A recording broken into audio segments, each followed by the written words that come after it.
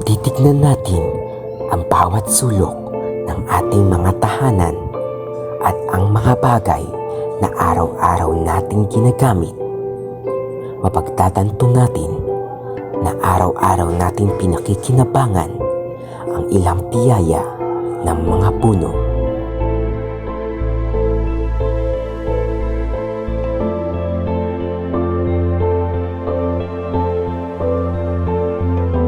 Pero paano kung ang mga ilang benepisyo na ito na dulot ng mga puno ay may kaugat pala na masamang kapalit?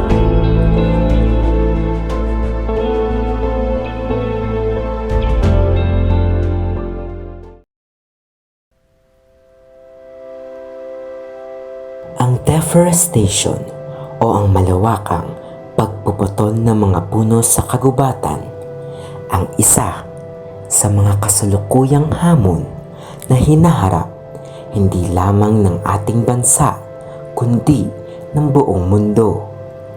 Maraming rason kung bakit nangyayari ito sa napakaganda nating kalikasan. Isa na rito ang hanap buhay ng pamilyang De Los Santos. Pagbebenta ng mga kahoy mula sa kanilang mga pinutol na puno ang kanilang tanging pinagkakakitaan. Noon pa man, nakaugat na sa mga puno ang kanilang pang-araw-araw na pangangailangan.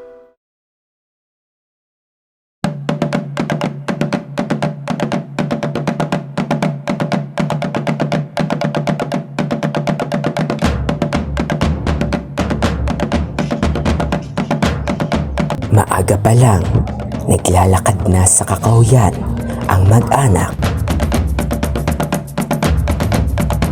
upang manguha ng mga kahoy.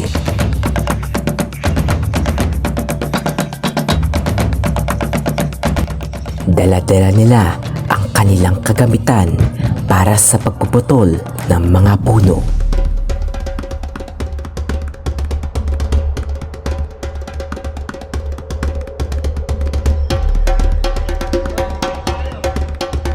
Maya-maya pa ay tumigil na sa paglalakad ang mag-anak at isa-isa nang pumwesto sa mga puno na kanilang puputulin. Tay, magkano naman po yung kinikita niya sa pagbebenta ng mga kahoy?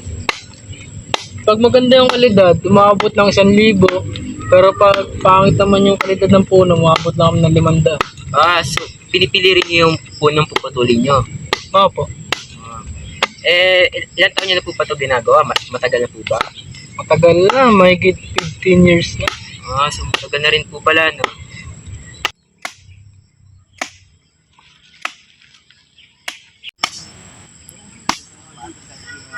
Ano, kamusta? Okay naman po. Ilang puno na ba yung naputol niyo? 16 na po. Dami na pala, no? Ilang puno ba yung napuputol niyo sa isang araw? 3 po po.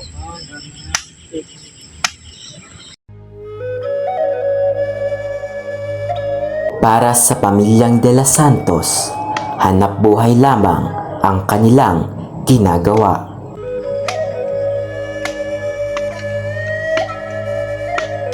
Pero, bagamat nakikinabang sila, maging ang maraming tao sa mga kahoy na kanilang nakukuha mula sa mga pinutol na puno, kapalit naman ito ang pag-usbong ng mga masasamang epekto na hindi kailanman gugustuhin ng mundo.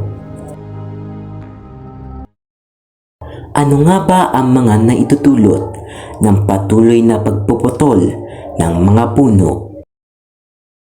Una na rito ang pagkasira ng tirahan ng mga hayop.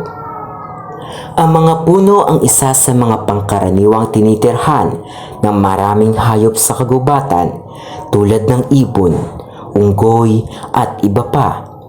Kaya, ang katumbas ng patuloy na pagkalagas ng mga puno ay pagkasira ng tirahan ng maraming hayop.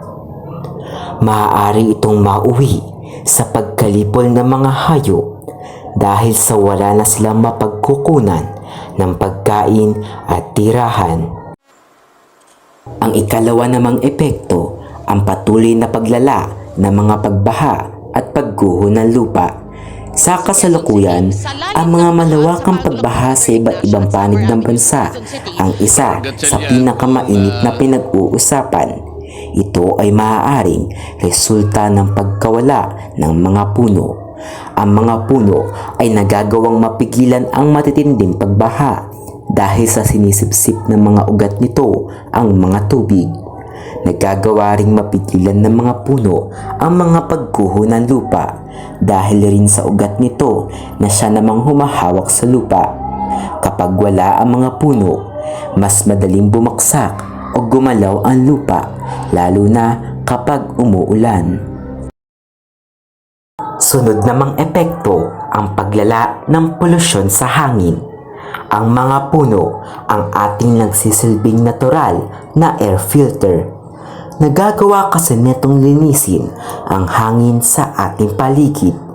Kapag kaunti na lamang ang mga puno, mas lalala ang polusyon o dumi sa hangin na maaaring magdulot ng sakit sa tao tulad ng hika. Ang ikaapat namang epekto ang pagkaubos ng malinis na tubig. Tinutulungan ng mga puno ang water cycle sa pamamagitan ng transpiration. Kapag patuloy na naubos ang mga puno, bababa ang antas ng tubig sa lupa na nagbubunga ng pahirapang pagkakaroon ng malinis na tubig. Ang isa pang epekto ng pagpuputol ng mga puno ay ang paglala ng global warming. Sa kasalukuyan, ang mga pambihirang bagyo at matinding init ang ilan sa mga pangunahing sumasalanta sa mundo. Ito ay resulta ng paglala ng global warming. Magagawa sana itong mapigilan kung atin lamang pinangangalagaan ang mga puno.